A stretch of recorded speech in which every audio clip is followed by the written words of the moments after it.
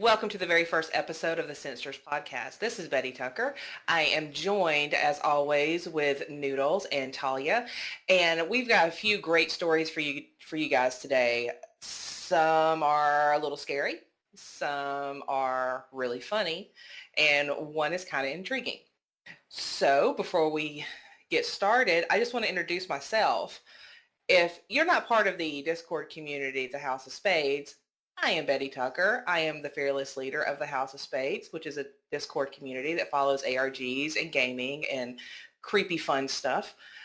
Noodles is joining me, and so is Talia. They're both admins on the same server. So, Noodles, would you like to introduce yourself? Hi, I'm British. That's my only quirk. Hi, I'm Talia, and I'm from Puerto Rico, so I'm your Spanish girl. And if you can't tell, Betty Tucker's from the deep south of Georgia. So you have your southern accent represented here. All right, so I think we're going to get started with a creepy little story that's actually connected to me. There is a bridge. It's a covered bridge not too far from my house, and I have been going to this bridge since I was a little kid. It's always intrigued me. It's always been creepy, but it's actually a really cool backstory that goes with it. So here's the story of the Concord Bridge. Some of the locals either call it the Concord Bridge or the Nickajack Bridge, and others call it Crybaby Bridge, located in Smyrna, Georgia. Now you may be saying, oh, I have a Crybaby Bridge in my own town, and you're probably right. Nicknames tend to get around on creepy bridges as far as they're concerned. In September 1862, work began on the bridge. Within 6 months, a simple covered bridge was completed. Basic enough, a single lane bridge. A long wooden roof was attached to the top of it. Basically just to keep the travelers dry, but also to add protection from people possibly driving off of the bridge or people jumping from the bridge. The Concord Bridge survived without incident during the major flooding of 1913, which coincidentally washed away and damaged dozens of bridges, even on the Nickajack Creek. In 1964, arsonists attempted to burn down the Concord Bridge. They later destroyed other bridges close by on the Soap Creek. The article read, "Arsonists scorch old covered bridge." The old covered bridge on Concord Road, survivor of Sherman's vandals, almost bowed to a set of modern-day ones Monday night. They tried to burn the bridge twice and failed. A spokesman for the South Cobb No. 2 station said that the first try was about 8:30 p.m., in which they poured gasoline from end to end, and only the gasoline burned. The second attempt was at 12:30 a.m., and a little wooden structure ignited at the edge of the bridge. However, the bridge itself was completely fine. There was only minor damage done to the bridge at all. It was just minor scorching, and that was it.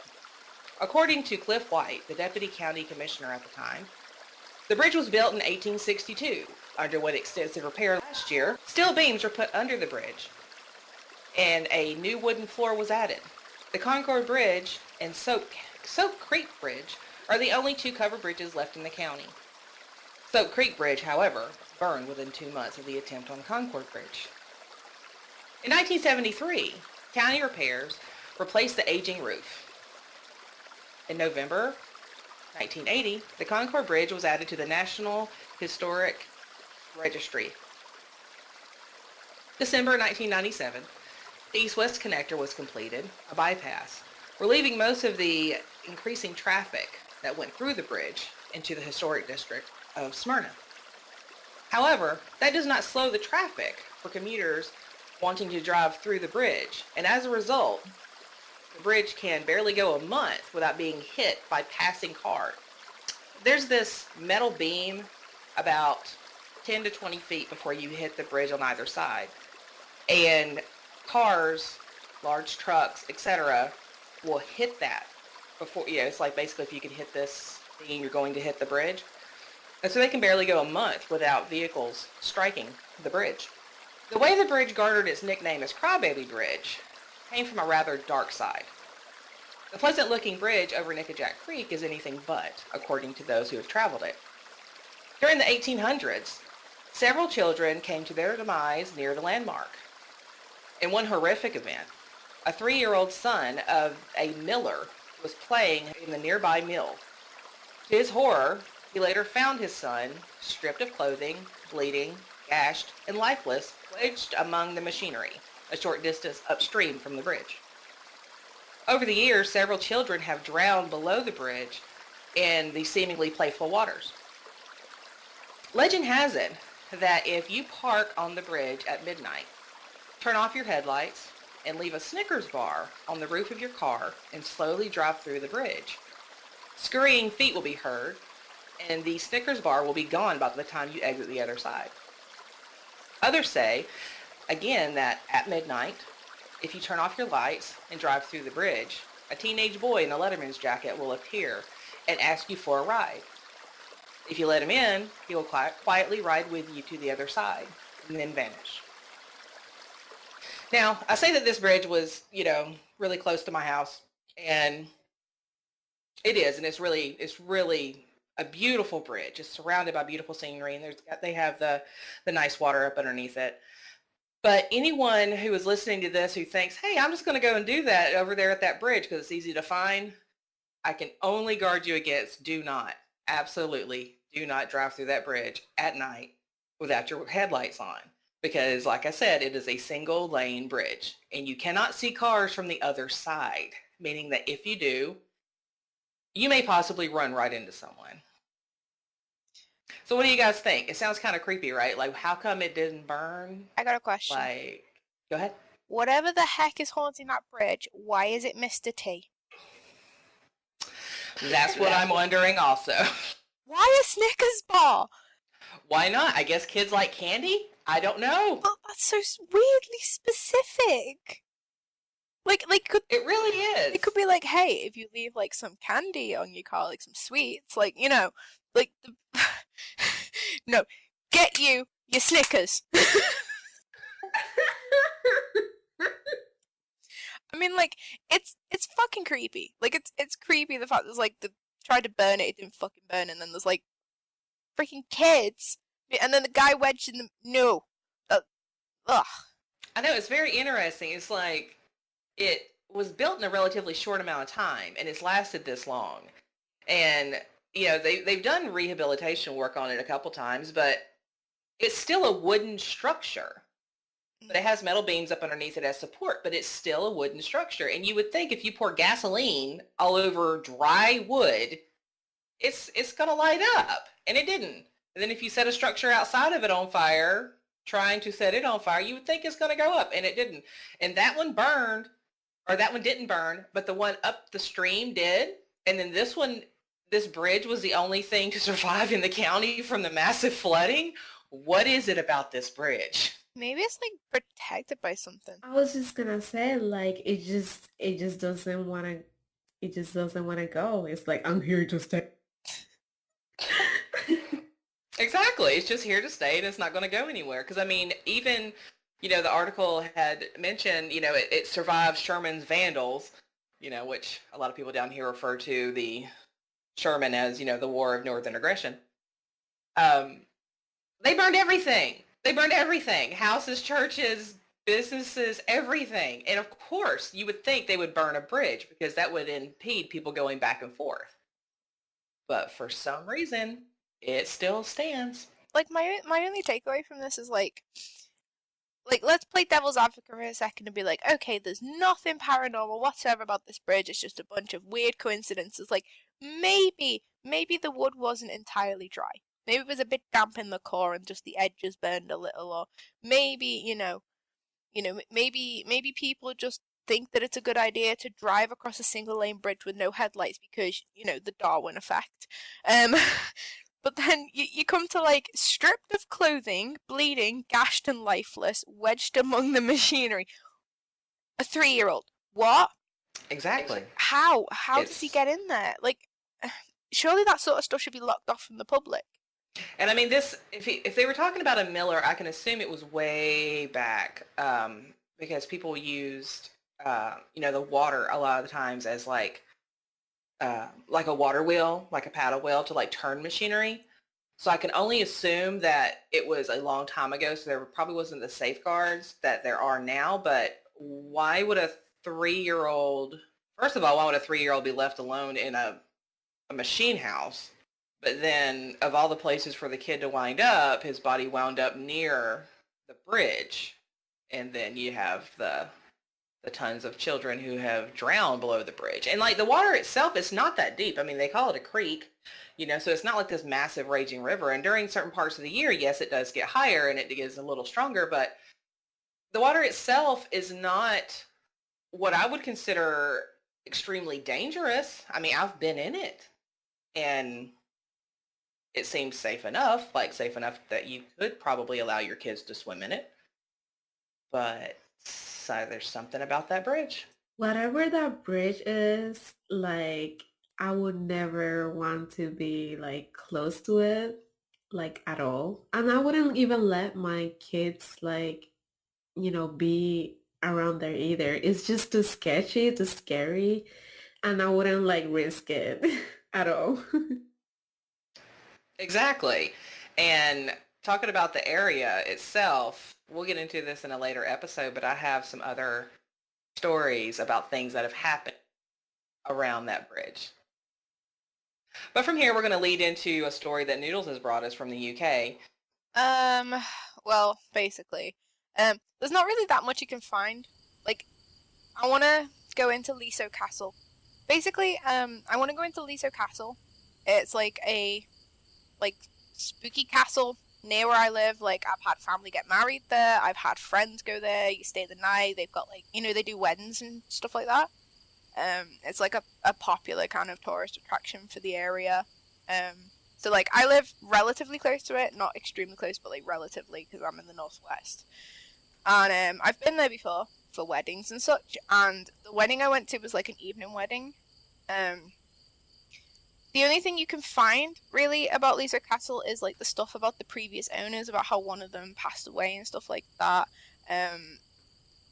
Mostly, it's generally considered in the area as, being a very haunted castle. If you get married there, you try and have, a daytime wedding, or if you're going to go and stay overnight, you try not to get certain bedrooms because they're believed to be more haunted than others.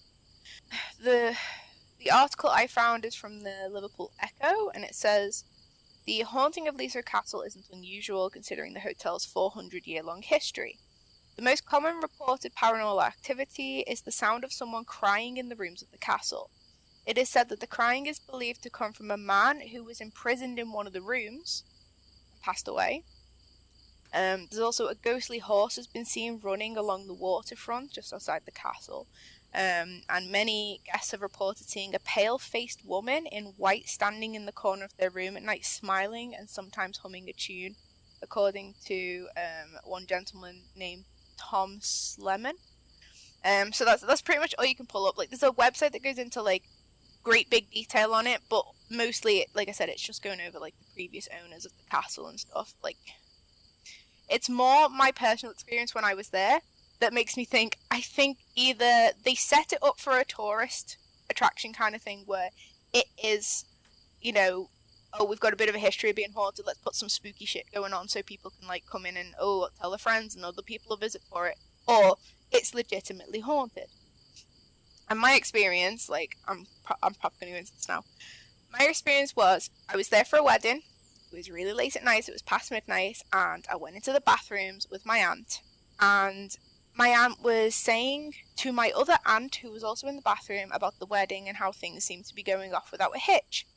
And then my other aunt replied to my first aunt with, "Well, I hope things stay as they are now, because some things just don't feel right about it."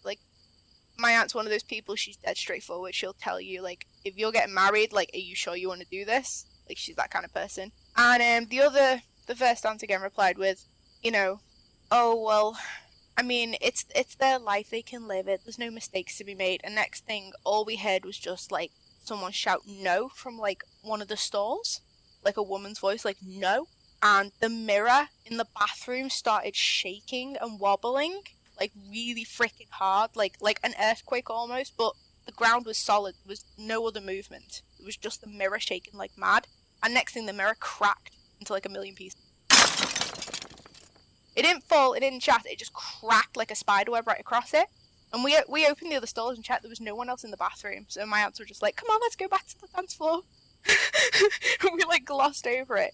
But there's been pictures from that wedding as well that were just like black, like with little lights floating across them, like, and it's meant to be like bad luck as well if you get a wedding photo with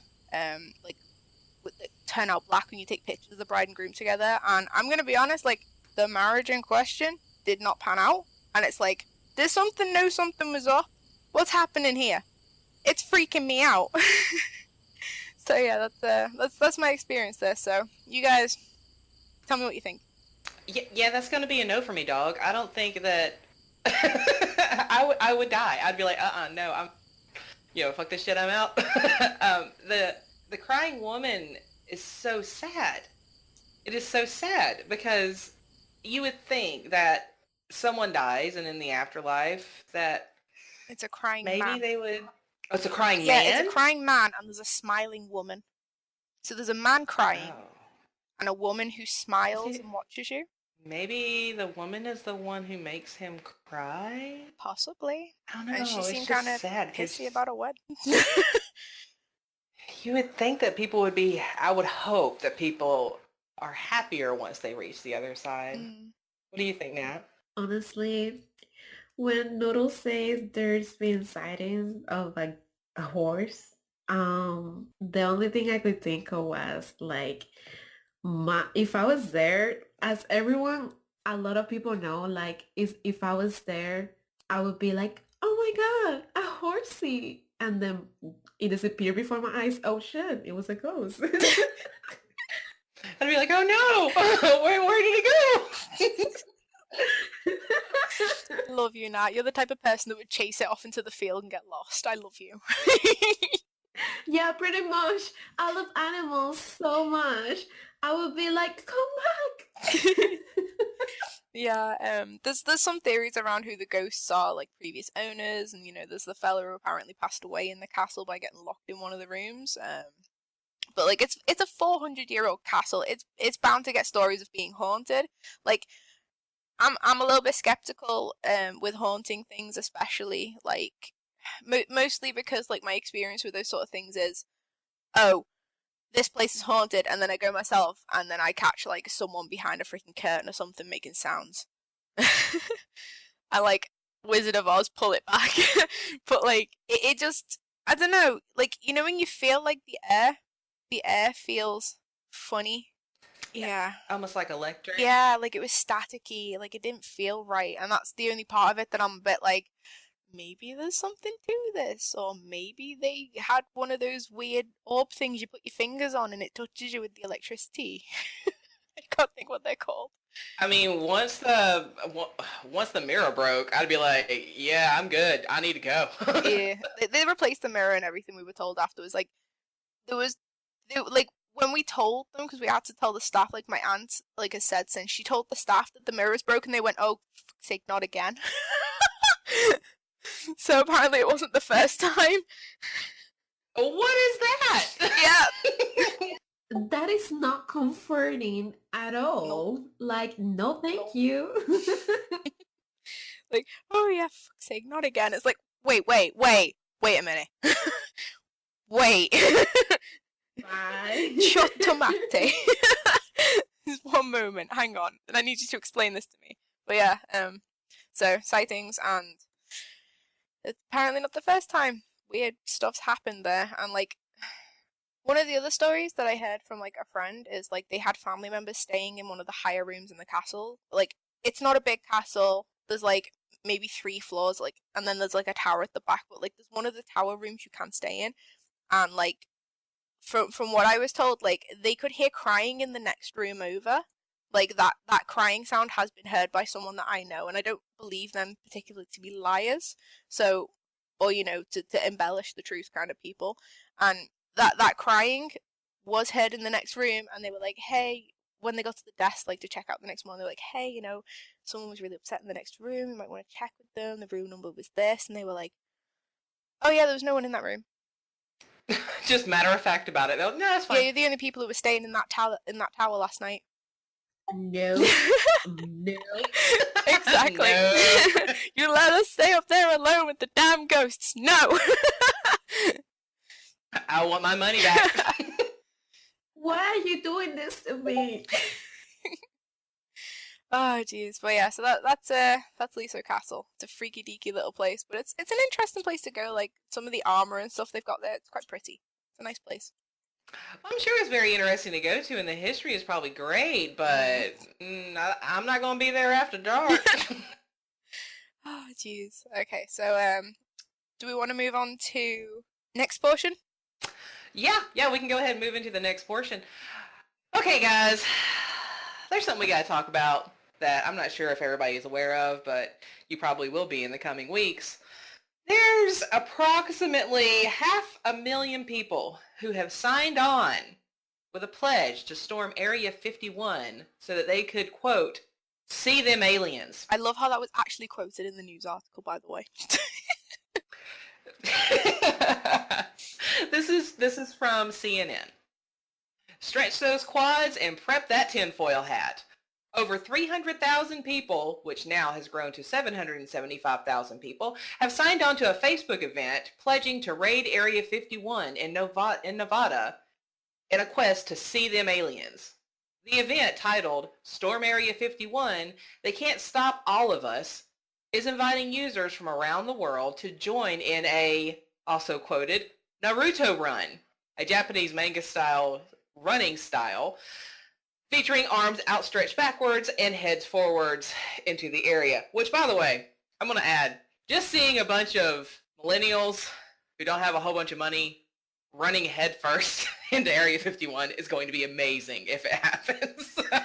We can move faster than their bullets, the event page has said, which is clearly written in tongue-in-cheek and promises those who RSVP that they will be fine on September the 20th. The mysterious Area 51 has been the focus of conspiracy theories for decades, and many people think it's where the U.S. government stores its secrets about aliens and UFOs. The area was officially acknowledged as a military site in 2013, but still the theories live on. Though the September event is most certainly a joke, it comes just a few weeks after a group of U.S. senators were briefed about reported encounters between the U.S. Navy and an unidentified aircraft, literally an unidentified flying object. So what do you know? Where can I sign up? I want to hear about it. So clearly this is a joke. Or is it? I would hope. Or is it? That's the thing, or is it? I'm going to take the lead with like something that Neil deGrasse Tyson has said. Literally, the term unidentified flying object can mean anything if you yourself cannot identify it.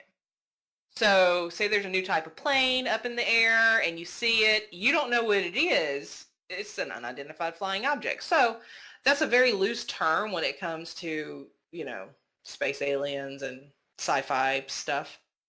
I think if this does happen, we may be facing a reality that there's going to be a mass just murder happening on U.S. soil because these people are going to take off running, and the U.S. military is not going to play around. They're heavily armed. They're not going to let this happen. Whatever happens, we get memes. I mean, like, it really did start as a joke, but we all know that people are actually gonna show up and it's gonna be like chaos. Florida man's gonna show up and just take care of everything. Exactly. Someone is going to show up. There's gonna be like for the amount of people that have signed up, like I know for a fact there's people that have signed up to that because it's a Facebook event, and I have people on my friends list in the UK who are poor as hell like me and would not be able to afford the plane ticket over there. So like that's rubbish. They're not going to go, and if they do somehow manage to save up the money to go, I doubt that all 20 of them are actually going to go. The thing is that people are really close. Like people who are in like California, it's relatively close to Nevada. So people can easily drive in from California and from different places in California. But the thing that I find funny is that on the site, on the event page itself, people are starting to set up action plans. Like, we should meet here, and this is what we should do, and certain people should do this, and we should do a wave here and a wave there. So it may actually happen. I mean, some of the action plans, like, are serious. Like, I think the very small minority of them are serious. Most of them are just, let's get Kyle with his Monster Energy drink to fly in from the land. Exactly. But, Exactly. like, my whole take on this is, I don't think there's anything there other than a general airbase or, something else that's top secret. I don't think they're going to keep alien stuff there for the simple reason Area 51 is infamous for that shit since Roswell, right? They're not going to keep anything there. It's too much of a tourist attraction. My personal theory, all that stuff's in Florida where the crazy people are because alien technology messes with heads. Back to business, though. The most dangerous stuff could be in there. Like, there could be, not accusing, please don't come after me, FBI, but, there could be biological weapons or nuclear weapons that are technically illegal in the UN Council view of things. There could be stuff there that's, the reason people are getting bussed in and out and have to sign waivers from what I've seen online is, there's something in there that's very highly guarded, and I don't think they're gonna let a bunch of weebs run in like Naruto and just storm the place and run out with 3-titty girlfriend from space. Yeah, I don't really see that happening. I don't see it just because there's only so far that you can get around the place. I mean, even people who decide, oh, I'm just gonna drive up and see what happens. Well, you get so far and trucks start showing up with soldiers and airplanes start flying by and you have drones and everything else. And so clearly they don't want people in there. It seems to be a more highly guarded base than others because there's some close to my home and you can just drive up to the gates and you can talk to the people and it's not a big deal.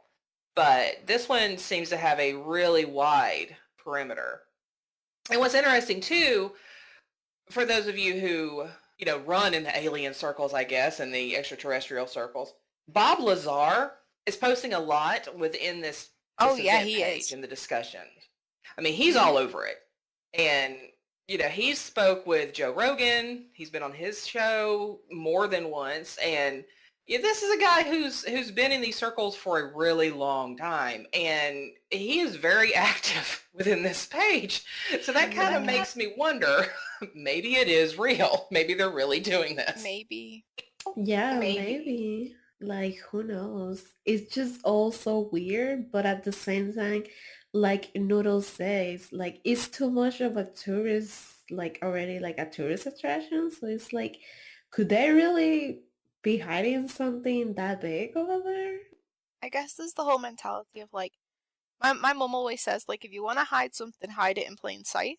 So if she was gonna hide a box, a packet of chocolate in the kitchen that she didn't want anyone else to touch, she'd put it on the shelf in front of where you wouldn't think to look for it because it'd be in plain sight. Yeah. Yeah, that does make sense too. It's just weird. I don't know. I mean, after all, there are guards over there all the time too. So hey, who knows? The only thing of that would actually make any sense to me is oh well, it's so obvious that we keep it here that no one would actually think it's here, and it's yeah, but you got Kyle and his Monster Energy drinks driving up in here yeah, I know where the aliens are. I don't know. The memes in that group are really funny. There's a lot of memes. Oh yes, I love the memes. They're so funny. Oh yeah, it's a meme goldmine. It is fantastic. There's a Reddit page. Literally, I've got it open here. Hang on, I'm just gonna open this page and go to it. r/Area 51 memes, and it's I posted a meme on there the other day, just not even two thoughts went into it, and it's got over 400 reacts, and there's hundreds and thousands of memes in here, and they're brilliant. Reddit, you're amazing. Yeah, I mean, ultimately, I think that's what we have to thank this for, because this started out as very small, very, very small, and I don't know if the people who created it actually intended on it getting this big and getting this much traction, but just the fact that it has, and just the hilarious memes that are coming out of it, I count it as a win. So I guess we just kind of have to hang out and wait until September the 20th to see what happens. My only question is, though, if you're really going to do this, why give the military a heads up on when you're doing it. And that's the My problem. thoughts, like, probably outing him now, but like, because the whole thing with Bob Lazar, like the people who are very into the like UFO and alien belief community are very hot on this and very active in that group. I kind of feel like they're bigging up people who would be like, want to go there and live stream for the sake of clout, like I hate that word clout, but you get what I mean. People who go there for the sake of like trying to gain popularity, and then there's also people who would go for like just to see what happens with other people, and then do you know what I mean? Like it's going to end up being a case of if they garner enough people into actually going, the National Guard will be called out. Everything will get blown up, and then for the next few weeks, everything will be like really high security. And then when things die down after that, like maybe people come out of there with live stream footage of how to actually get into the facilities, or maybe people manage to catch something on camera that they could point to and be like, "Hey, this is happening here. Hey, there's this here." You know, like maybe it's a bit of like using people and the hype train on it to get information for their cause. There is that, or they could be trying to use them as like cannon fodder. And maybe somebody manages to get some drone footage out of it, and I don't know. I guess we'll see. What happens. So we'll keep everybody posted as developments happen. Fingers crossed the UFO community aren't as mean and as my cynical brain is telling me that they could be. Yeah, I mean, I'm not gonna lie, that is like the master plan over there. So yeah, let's just see. Which, by the way, is after my birthday, so that's gonna be like interesting. Like, oh look, my gift. See, it's right before my birthday, so we both Same. get a gift. We're just gonna see like news articles about like 40,000 Kyles just in the hospital with black and blue bruises because they've been shot with rubber bullets. Exactly. Monster Energy drink and an IV drip. Monster is going to sponsor It really this should. event. It really freaking should. Oh god. So yeah, I guess that kind of wraps up our first show. We're going to continue to bring you guys interesting content as we dig it up. And we really hope that you enjoyed this first episode.